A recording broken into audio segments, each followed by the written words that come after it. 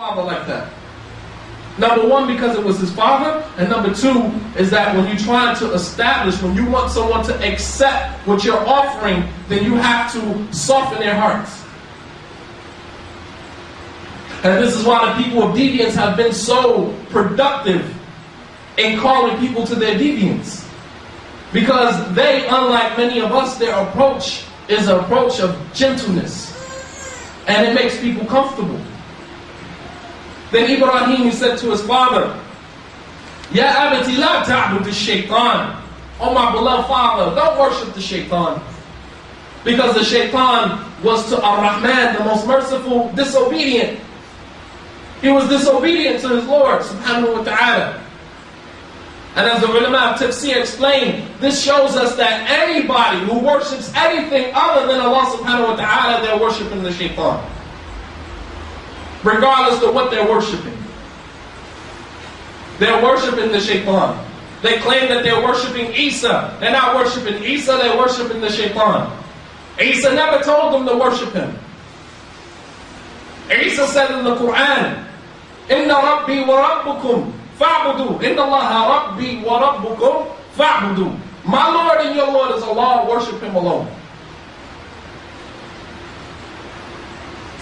Then Ibrahim, he said to his father, Ya abati inni akhafu an yamassaka adabun min ar-Rahman fatakuna lish-shaytani waliya. Oh my father, my beloved father, I fear for you that some punishment is going to touch you from Ar-Rahman. And this is to show us that he used the word Rahman because Allah subhanahu wa ta'ala is merciful. Yes, he is. But at the same token, his punishment is shadeed.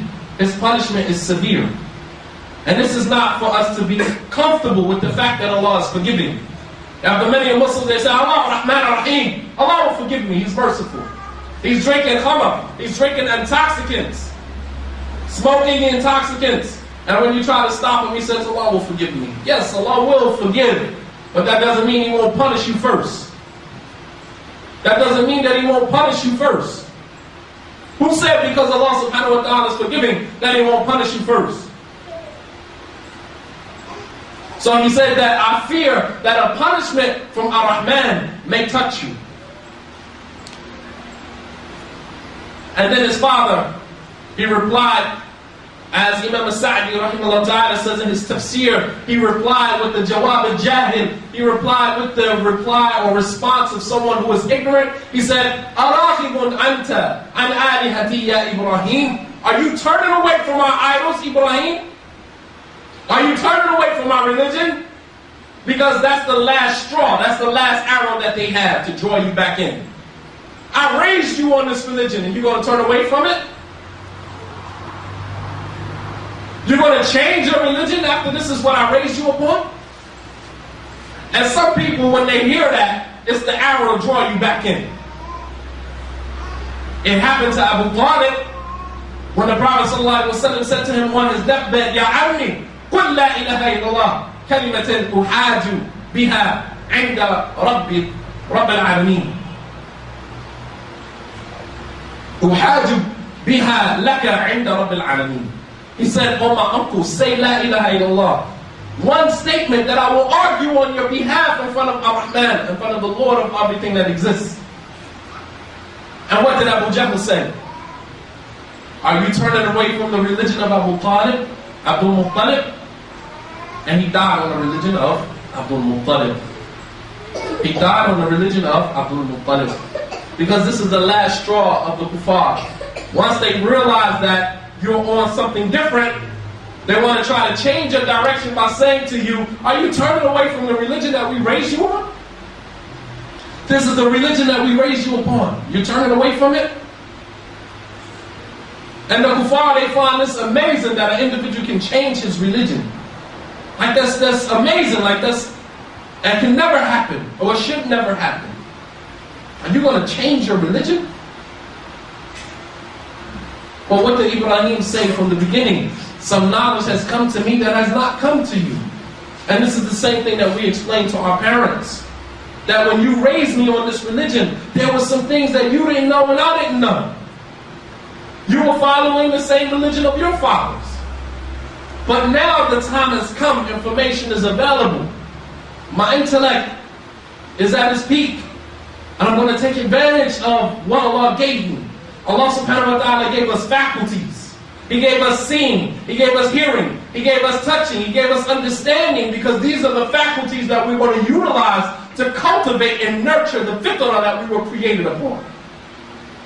We were created upon the fitrah. Every child was born knowing that Allah subhanahu wa ta'ala exists. But it is your faculties that you utilize to cultivate that belief and turn it into submission, Tawheed al-uluhiyyah. Turn it into total submission to Allah subhanahu wa ta'ala. But when you don't utilize your eyes for seeing the truth, and you don't utilize your ears for hearing the truth, and you don't utilize your intellect for understanding the truth, processing the information that comes to you, then you become, as Allah subhanahu wa ta'ala says in the Quran about the kuffar, إِنْهُمْ كَالْأَنْعَامِ بَلْ هُمْ أَضَلُّ. You become worse than cattle, rather more astray than cattle.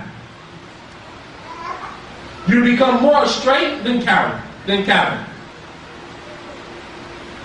And then he told Ibrahim, لَإِن لَمْ تَنْتَهِ لَأَرْجُمَنَّكَ وَهْجُرْنِي مَلِيًّا. If you don't stop what you're doing, then we're going to stone you to death. Because this is the next step. After they realize that, there's no way that you're going to turn back and worship what they worship. The only thing left now is to turn the sword on you. And then it's not for anything personal, it's because of your belief. Don't think that the kuffar hates you for anything personal. It's nothing personal. It has everything to do with your belief. And we think it's personal. Kuffar say your beard too long, you shave your beard.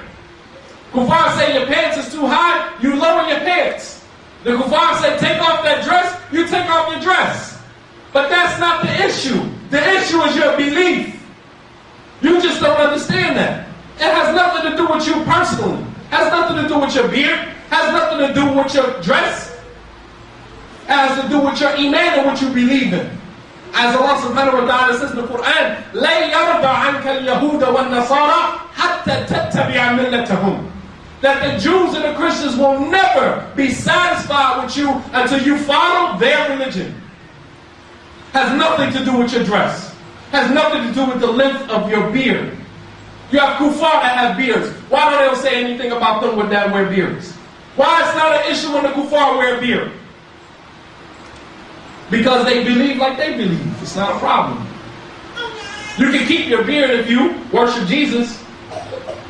You can keep dressing like that. Oh, they'll find many examples for you. Oh, Jesus wore one of those. As long as you're a Christian. But when you're a Muslim, you're a terrorist. When you're a Muslim, you're ancient, barbarian, caveman, and all of the other qualities and characteristics they can come up with to describe you with. But as long as you're following their religion, they'll make all the excuses for you in the world.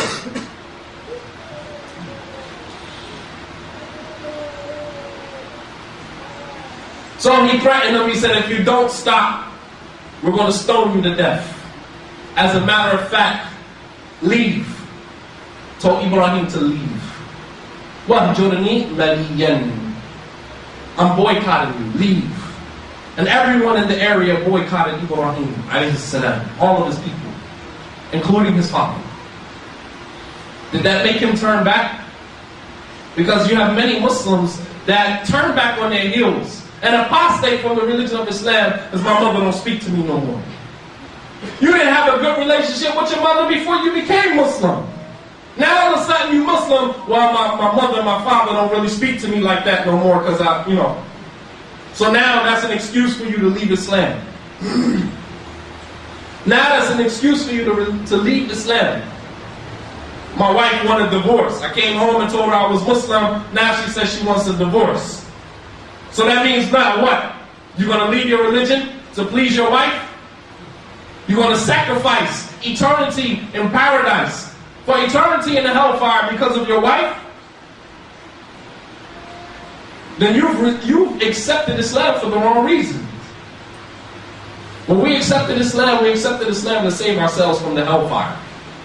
Never forget that goal, your brothers and sisters. We accepted Islam to save ourselves and our children and our families from the hellfire. Don't ever forget that goal. Never